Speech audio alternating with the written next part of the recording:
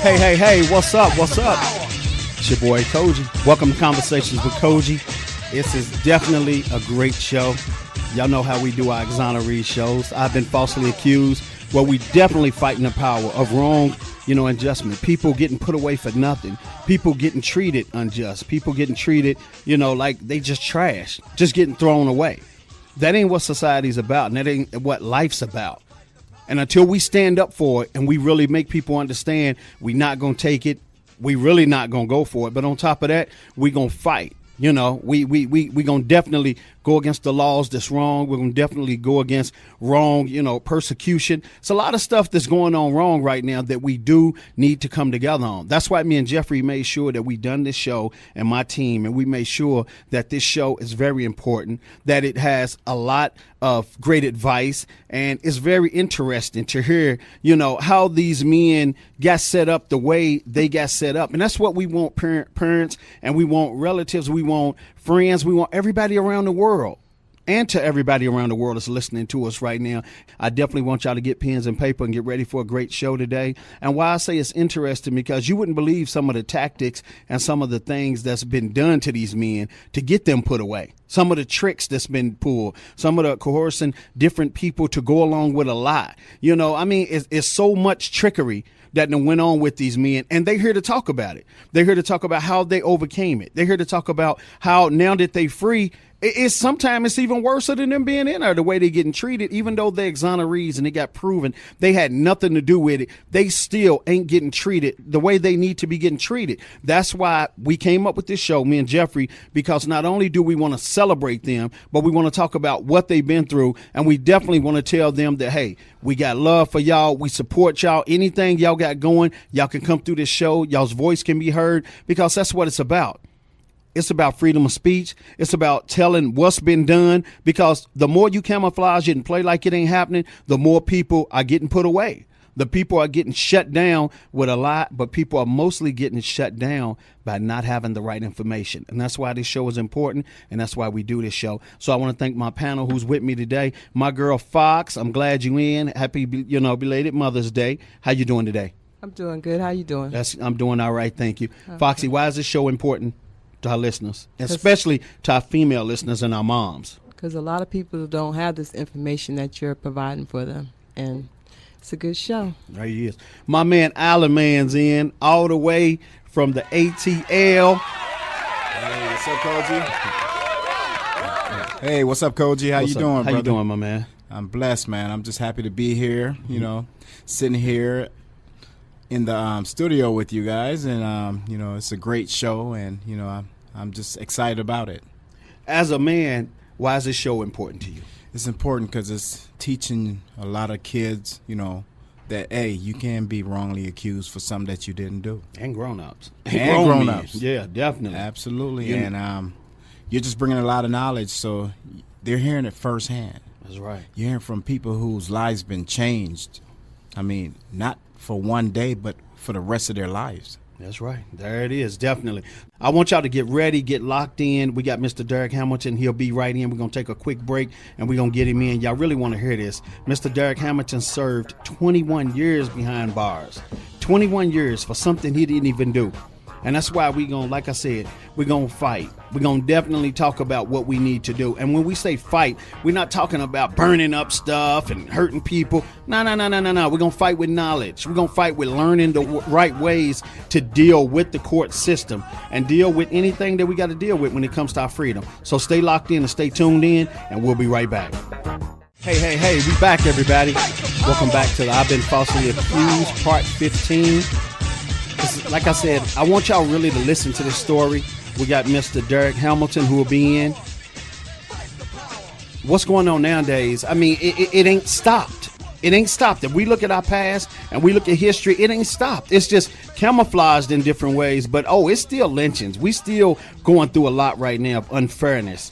And that's what we're going to talk about today. So like I said, to everybody who's listening around the world, thank you for the support, and definitely thank you for chiming in with me, and listening to our show. But most of all, when you listen in, if you want to do Cogee a big favor and my man Jeffrey a big favor and my whole team, please get a pen and paper and write down this information that we're giving you. This information, it might not even be for your family. They might get lucky and not be bothered at all. But your co-workers at work, your church members, different people that you affiliated with, their child might go through something, or their husband, and you will have this information to share with them to get up on things a little quicker, and maybe they won't have to serve that much time like our exonerees. That's why exonerees come through, to put us up on knowledge and how to not go through what they've been through. A lot of them that come on, they not bitter, they just like, it's bad that it happened to them, but they feel they're going to break the cycle of getting people put away like cattle. So please listen with an open ear. Please listen with fairness. Please listen with not trying to judge somebody and say, oh, well, I feel like you was guilty. No, how can you be guilty? How can they be guilty when they've been exonerated? So we gonna definitely do this right. We're going to give them the respect they deserve when they come through the show, because they mean a lot to me. When they come through this show, they are family members. The ones that ain't even been on our show yet, they are extended family members too. It show's all about love. This show's all about reaching out and letting people know that we do care. And we don't only care when we're doing these shows. Half of these people I have a relationship with off the air. They call me and we talk and we go back and forth on what we need to do, because that's what it's about. We don't do things on this show just to get, the credibility, and just to get, the ratings and all that. If we do a good show, those two things are going to come anyway. But I don't set out to do that. I set out to do God's work. I set out to do good work. And that's what I'm about. So, Jay, roll the red carpet for Mr. Hamilton, and let's get him in. I can't wait to hear what he's got to say. He's a very, he's on fire. He feels strongly about what he has to say about the court system, about police, about what's being done to our people and our world, our society and our communities need to hear this. So roll the red carpet. Derrick Hamilton served 21 years behind bars and was released from prison on parole after it was revealed that police detective Louis Scarcella used faulty evidence against him. Derrick Hamilton says he has several witnesses who prove his alibi that he was in Connecticut during the 1991 murder of Nathaniel Cash in Bedford-Stuyvesant. The lone witness against him recanted her testimony. Here with us today is Derrick Hamilton. Thank you and welcome to the show, Derrick. How are you? Thanks for having me. Mr. Derrick Hamilton, how you doing today, sir? I'm all right. I'm glad to be with y'all, man. I'm very glad to be here. I appreciate you. You could have been anywhere in the world, but you're here with us today. And I really appreciate you taking this time, man, to definitely help me take care of our public and help me to take care of the people who don't think this could happen to me. Mr. Hamilton, was it anything I said in the opening that you didn't agree with, or did you agree with my opening? I definitely agree with your opening, and again, I just, I commend you for the work that you and Jeffrey and other people are doing and enlightening the public. This could be them. So, I'm here, and I appreciate you. I appreciate the work you're doing. One of the things I want to say, if you look at history, if you go back to England, 1215, the Magna Carta, it was the people like you that told King John at gunpoint, hey, listen, you got to give us these rights. So, it's always the people that makes a difference, That's right. It's always the people that change things. So I thank you again. That's right. Thank you, sir. I do appreciate the compliment. What would you say to people who think this can't happen to me? I say that they're living in a vacuum. They don't look at the real society. Prejudices are real.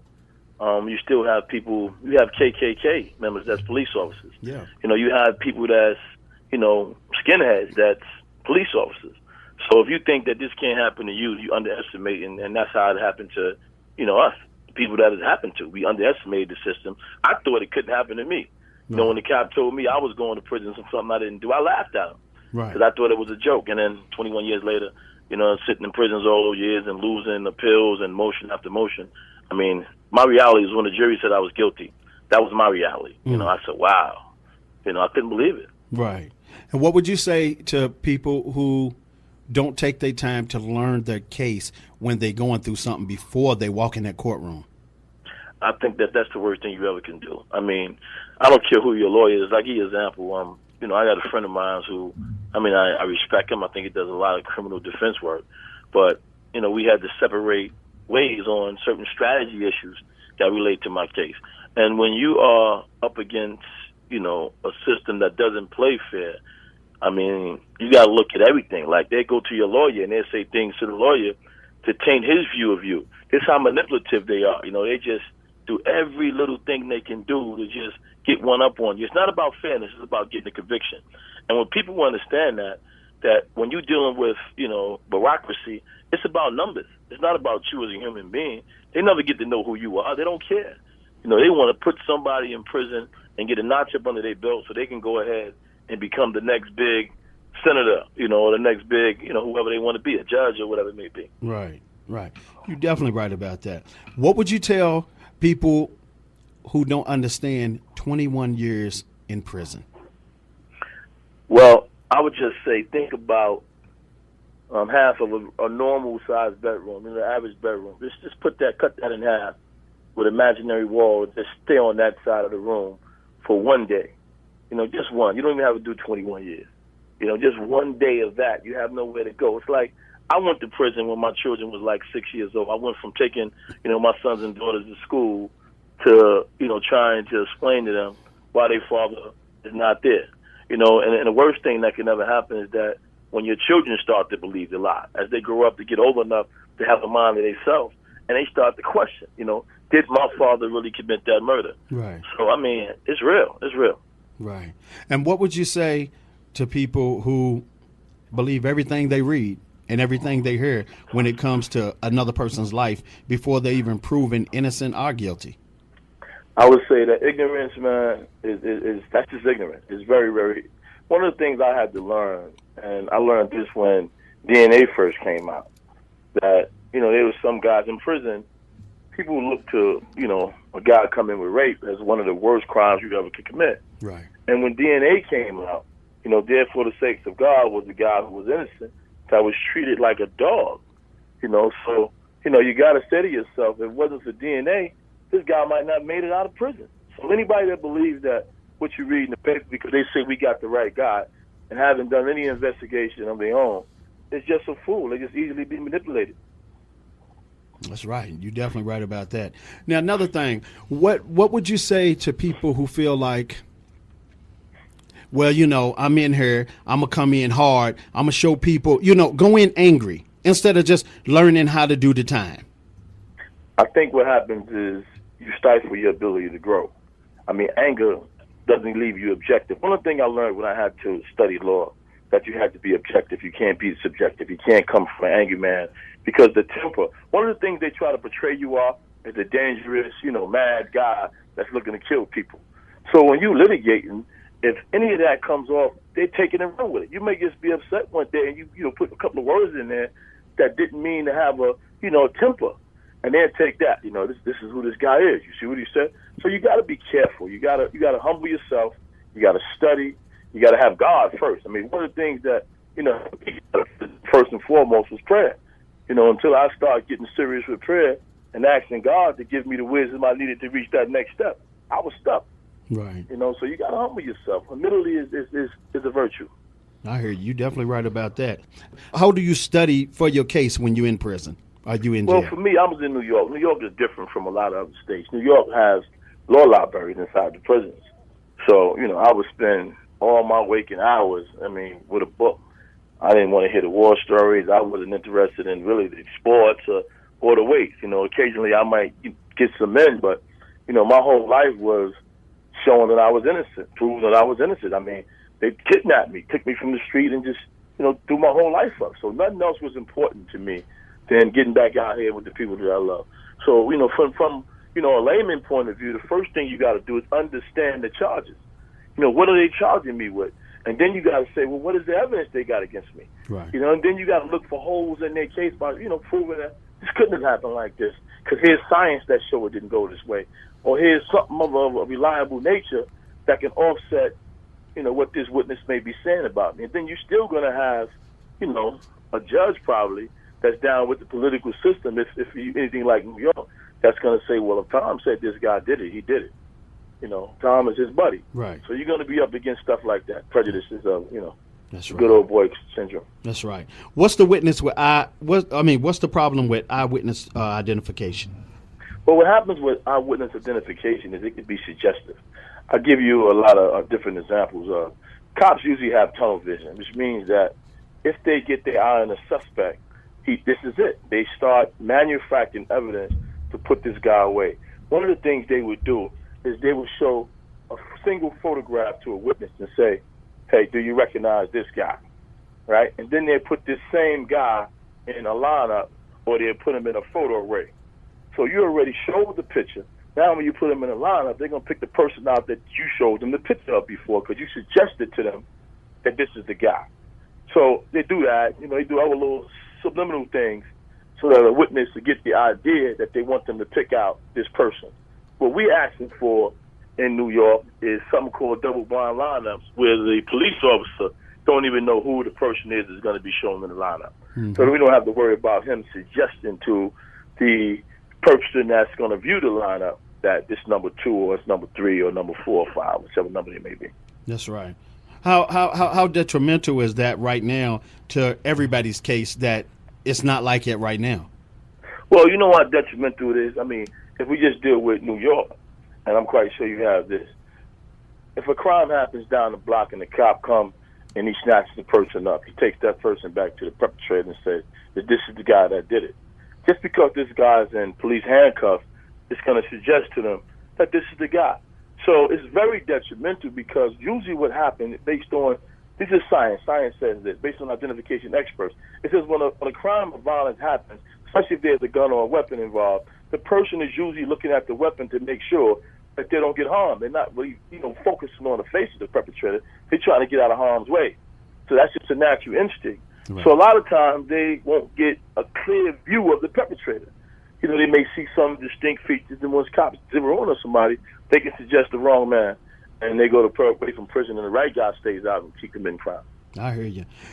What is a jury of our peers, which I think is BS, so much BS? Well, according to the United States Supreme Court, they just basically says that a jury of your peers is people from a geographical, let's say Brooklyn, let's say any, county that you may be from or state, that, people from that general geographical area is a jury of your peers, despite the fact of y'all may, have so many differences, and, it may be different statuses and, other prejudices that go with society, but that's what they define as a jury of your peers.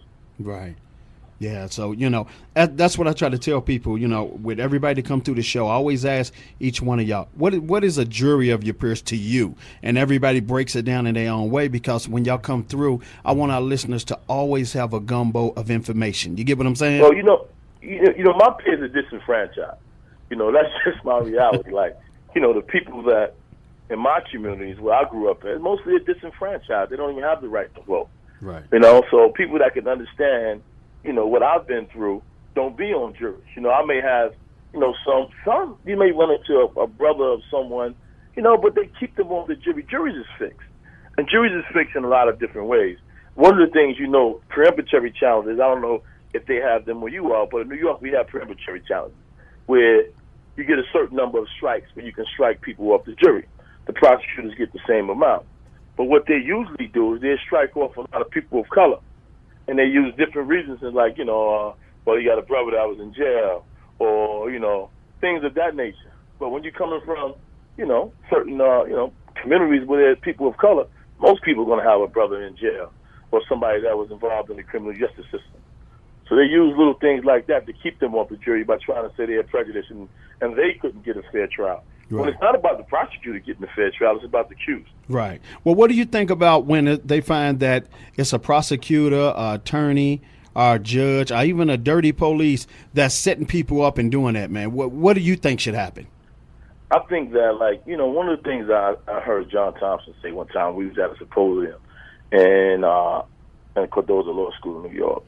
He said that when he was on death row in New Orleans, he took it as if the prosecutor was trying to kill him. And he said this was attempted murder.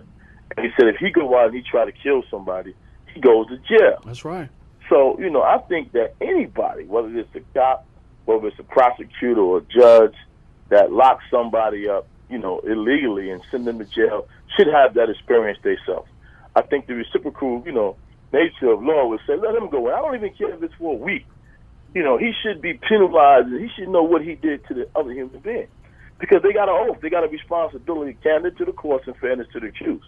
So if you violate that oath blatantly, then you should be punished. I mean, something should happen to you.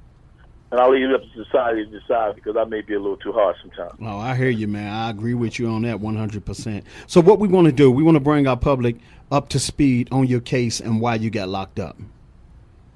Okay. Well, on January 4th, 1991, as the introduction said, Nathaniel Cash was shot and killed in Brooklyn. Jules Smith was Nathaniel Cash's girlfriend. When the police arrived on the scene, she informed them that she spent the night with Cash. She went to the store on the corner, and when she came back, her boyfriend was laying in the street dead. There was a 911 call to the police precinct that said 3 male blacks fleeing in a red car with the perpetrators that fled, southbound. Mm-hmm. In any event, despite the fact that Jules Smith told the cops that she didn't see anything, a detective by the name of Scarcella took her to the 79th precinct, told you, a non-witness, that she better stop playing and she better implicate me in this murder or she was going to prison. He actually gave Smith a statement, told her what to say, and in Smith's statement she indicated that I came to the building armed with a single handgun and I shot Mr. Cash several times while she stood there and watched. Unbeknownst to the detective that there was ballistics tests actually being done that proved that Nathaniel Cash was shot with 2 different guns, and that the murder could not have happened the way that Jules Smith said it did, or the way that he told Jules Smith to say that it happened, whichever one the public would like to believe. But in any event, based on Jules Smith's sole testimony, I was convicted of murder in the second degree. They went down south to North Carolina, locked her up, brought her to the trial against her will, and told her on record that she had to cooperate fully with the district attorney's office or she would go to jail. Ms. Smith, afraid, went and told them exactly what she said to the grand jury, that she saw me with a single handgun kill her boyfriend. After I was convicted by a jury trial, I was going through the detective notes of 79th Precinct Squad detective by the name of Frank DeLuisa, D-E-L-O-U-I-S-A. Okay. Mr. DeLuisa's notes indicated that Jules Smith had told the cops that she didn't see anything. The jury that convicted me never heard that statement because they put it under an alias name. And when my attorney asked the prosecutor, was Karen and Jules Smith the same person, they said no. So I argued in a pro se motion that these two people were the same, and had the jury knew they were the same, I would have never been convicted. This was my argument from the beginning, that Jules Smith was lying, that whatever her motive was, she sent an innocent man to prison. The judge went ballistic when he got the statement. He asked the prosecutor, what is the truth? Did Smith tell his cops she didn't see nothing? The prosecutor admitted it was the truth. The judge said, then why are we sitting here with this man convicted of murder? For a whole year, he refused to sentence me. He told the prosecutor on numerous occasions that he was guaranteeing a new trial unless he heard from Ms. Smith. Ms. Smith was called back in, had a lawyer on her present, and she told the prosecutors who, when, and where they threatened her and made her implicate me in a crime that I did not commit. Detective DeLuisa came in and corroborated Smith's statement to the degree that he said, yes, Smith did say she wasn't present. Yes, Smith was beat up at the scene of the crime, transported to the precinct where she changed her story when she was in the presence of Detective Scarcella. So, basically, my defense has always been, and I have hotel receipts, I have evidence to establish that I was in New Haven, Connecticut, not Brooklyn, when Nathaniel Cash was killed. I provided the prosecutors with the alibi, hotel receipts, and everything else, yet and still they refused to, admit that the reality is I wasn't in Brooklyn. I did not commit this murder. One of the eyewitnesses who never testified at trial, but the prosecutor agreed that this individual saw the murder by the name of Tyson Douglas. Mr. Douglas came before the court in post-conviction proceedings and informed the court that 2 other individuals were the killers and I was innocent. He identified these individuals. He gave the court, under strict, hard cross-examination by the judge, he told them where the murder happened, how the guy was shot with 2 different weapons, and it is corroborated by the scientific evidence. No one has refuted Mr. Douglas' testimony. No one has said Mr. Douglas is lying. Yet and still, they just threw Mr. Douglas' testimony in the garbage because they said that Detective Scarcella indicated he never spoke to Douglas. So because he never spoke to Douglas, they just said, forget what Douglas witnessed at the crime scene. We don't want to hear you. So, since that time, I have police officers in New Haven, Connecticut, verifying my presence there by the name of Kelly Turner. I have, at least 6 alibis, 5 or 6 alibis who attested in affidavits and sworn testimonies I was in New Haven. I have friends of Jules Smith who admit to her baby father that she told them that she lied and she was pressured into coming in, sending an innocent man to prison. Mm. I just have, evidence after evidence that established that I didn't commit the crime. So much so that New York had a parole board who was famous in keeping people in prison. I was able to present my evidence to the parole board, and they released me on the grounds of innocence and wished me luck in fighting my case. So, I mean, there's just, so much evidence that proves I'm innocent. And, since I've been out, I've been advocating for the innocence, and we've been doing pretty good in changing Brooklyn. Wow. You mean you had all that evidence showing that you didn't have nothing to do with that, and they still convicted you? Yes, they still convicted me because you got to remember, once the jury is gone, and the problem that I have is that my lawyer was ineffective. And let me explain to people what ineffective lawyers are. He was a big shot at the time in Brooklyn, had the name like most trial lawyers have when they win it, but he didn't do good investigations. So when I said, hey, I'm in New Haven, Connecticut, I need you to get up there and get these alibis and get them together over the time of trial, he didn't pay too much attention because he knew that there was a single witness case, and the witness had went in his office 4 days after my arrest and told her she never saw the crime and that she was forced to say that I committed it. So his thing was, hey, if this witness was forced, we get on the stand, we cross-examine her, let the jury hear that, and you walk out. To him, it was just that easy. So at the time of trial, the jury didn't get a chance to hear from these alibi witnesses. However, what I did do to protect myself, I put it on the record. I said to the court, I want my lawyer to explain why he's not calling my alibi witnesses. And he told the court some story about one of my alibis said they was afraid to testify, that she was threatened, and that the other one was sick, which was true. One of them was sick, and they gave a doctor's note to that effect. He did ask for a continuance for a few days to try to get him in. And the witness was actually threatened, but still, there was other alibis. That was my argument. That, okay, these two didn't want to come in. There's 30 people at this party or at this hotel can come in and test where I was when the murder happened. So get up there and get some more. But, I was able to get them, after trial and present them to a court. And what they was doing at that time was saying, well, you didn't name these individuals by name in your alibi notice. You didn't give us the name of them. Because you didn't give us the name of them, we're not going to let you in. It was just this year that the New York State Appellate Division remanded my case back down for actual innocence hearing and told the courts they was wrong and precluded me from presenting this evidence some 20-something years ago. So, the fight went on, and we was able to be victorious and get the court to agree with us that, hey, when you got strong evidence like this that establishes you innocent, that no court could use procedural reasons to not allow the merits of the claim to be reached. Right. So we was victorious in that setting, and we look forward to, getting me truly vindicated very soon. Right. So you, as of now, you're not exonerated? No, as of now, I am not exonerated. As it now stands, my case is in the Kings County Supreme Court for hearing, and it is also an integrity unit in Brooklyn. We expect that we wrap this thing up in the next few months period. Okay. And another thing, when you was at the hotel, they didn't have you on camera walking through the hotel, checking in? This is in 91. Oh, 91. And the cameras wasn't as famous as it is now. Right. We wish it was. But this is in 1991, and cameras wasn't really that famous. But what we did have was, photos of the party. See, they're not disputing. They're not even trying to. See, that's the bad thing about this. They're not once coming to say, hey, he wasn't in Connecticut. We got one witness that's seen him in Brooklyn, or we got somebody that can say he wasn't in Connecticut. They're just stubborn. They got a cop that had so much power that he could have did whatever he wanted to do in Brooklyn. And it's changing now because now they know who this cop is. With the hard work of me and some reporters, we was able to show that it's 85 murder cases right now being investigated where there's proof that this cop wrote false confessions, made witnesses come in and say they seen things they didn't see. He had one witness that he used in 6 different homicides.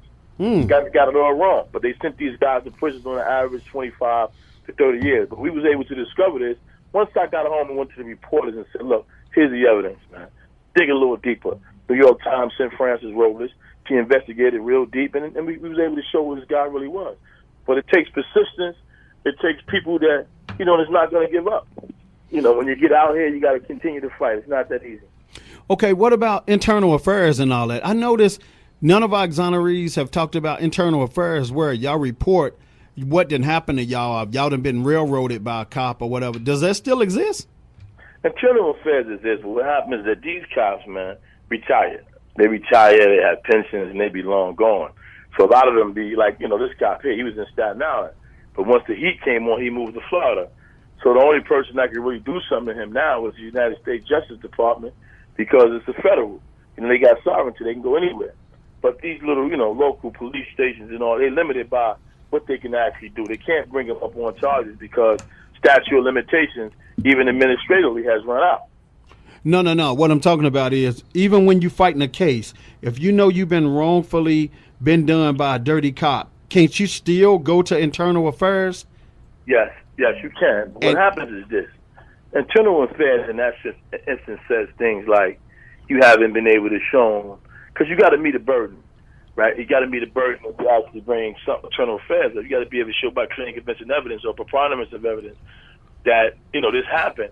It's kind of hard because it's your word against the cop, and their union is stronger than you. So it's basically you going up against this cop saying, I didn't make this confession. These are not my words. And that's why we asked in New York City that they put cameras in police cars, that they put cameras in precincts, so that from the time that a suspect is in police custody until the time that he released, there's no question what happened. And this modern day, just like you asked me, today cameras should be everywhere.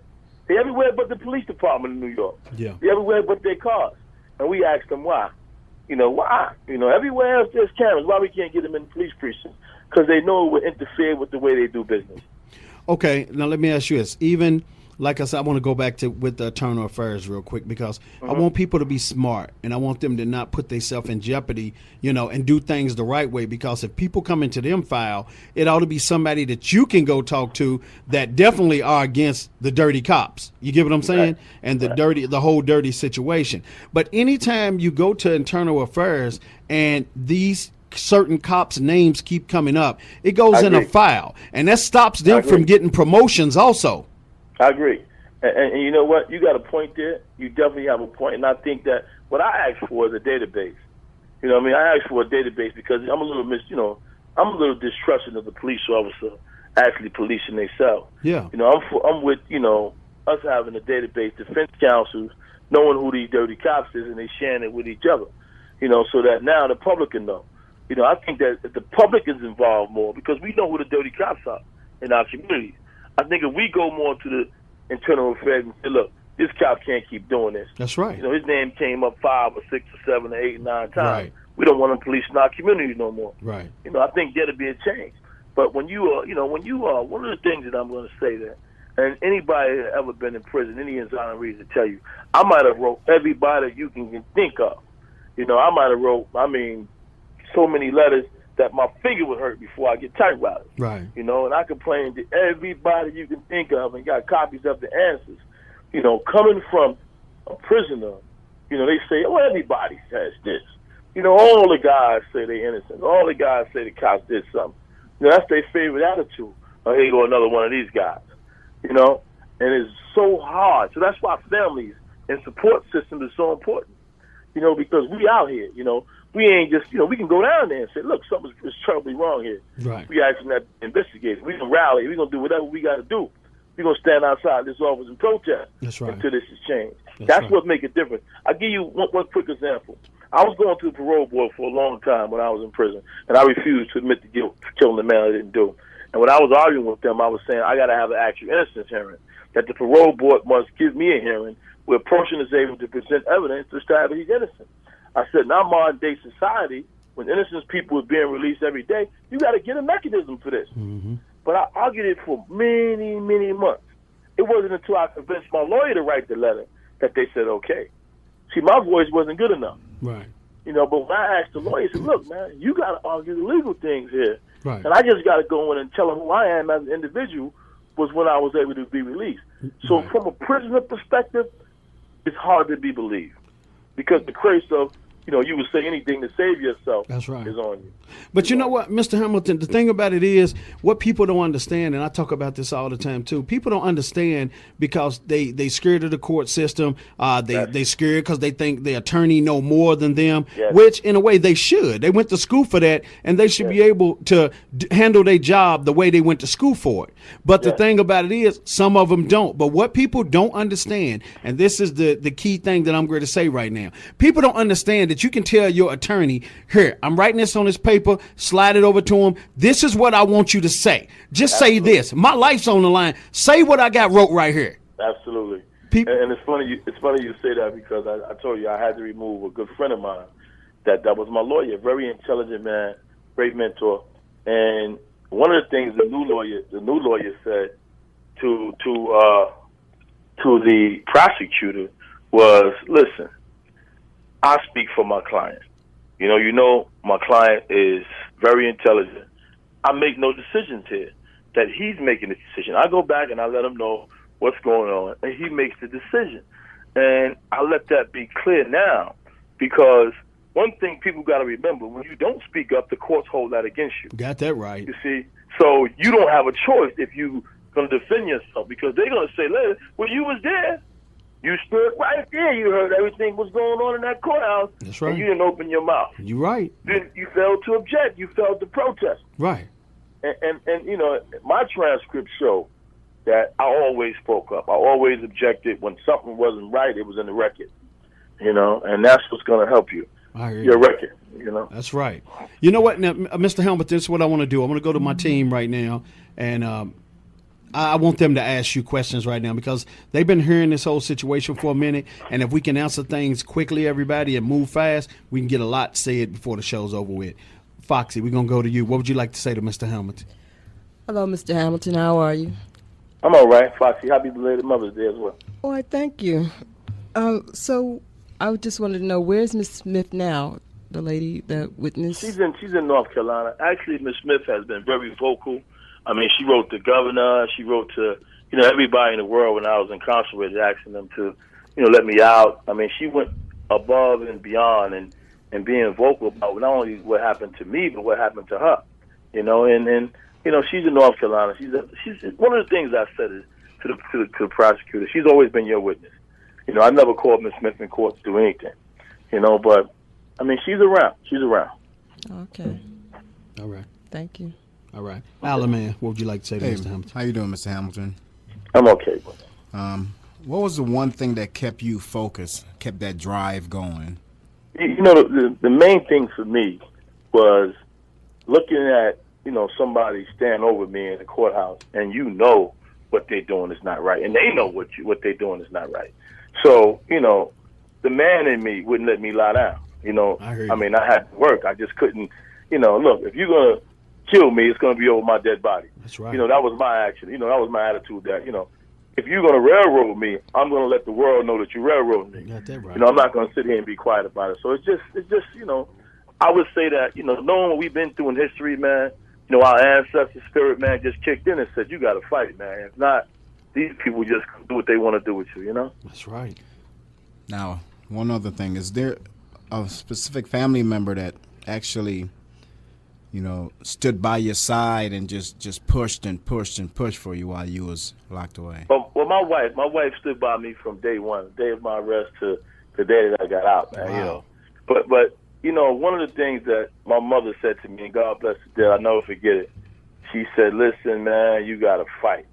You got to learn their language and fight." You know, that always stood with me. She says, you know, if anybody going to get you home, you got to get yourself home. Mm-hmm. Don't depend on nobody, you know. And I think that was just hearing that voice all the time telling me, you know, you got to stand up, you got to fight, and just kept me going. And I had a strong family. Everybody was always there. But you know, the hardest thing is when you lose, like when you lose a pill or you lose emotion, and seeing the emotional effect that it take on you, you know, the people that love you, you know, and then they start saying, you know, this system ain't gonna never let you out. You know, and I be talking about the next motion. I got another motion I'm making. And they be saying, you still making motion. They never, you know, they start to disbelieve.